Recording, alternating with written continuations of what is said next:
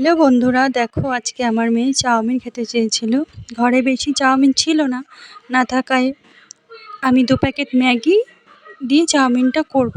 আজকে যেহেতু শনিবারে নিরামিষ, আমরা নিরামিষ খাই, তাই আমি নিরামিষ করেই করে দেবো। এবার দেখো আমি গ্যাসে কড়াইটা বসিয়ে দিলাম, কড়াইটা গরম হয়ে গেল। এবার আমি তেল দিয়ে দেবো, তেলটা গরম হতে থাক। দিয়ে আমি এরপরে গাজর কুচি দিলাম, আলু কুচি, লঙ্কা কুচি দিয়ে দিলাম, দিয়ে একটু ভাজা করে নেব।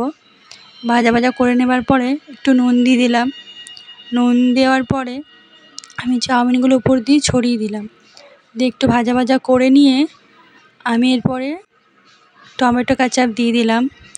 দিয়ে একটু নাড়াচাড়া করে আর একটু নুন দিলাম, যেহেতু তখন অল্প নুন দিয়েছিলাম, তার একটু নুন দিয়ে দিলাম।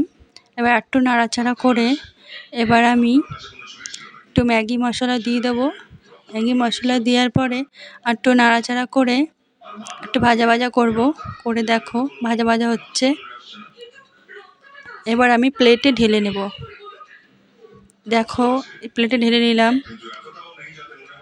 দেখো এবার আমার মেয়ে টেস্ট করে দেখবে কেমন হয়েছে।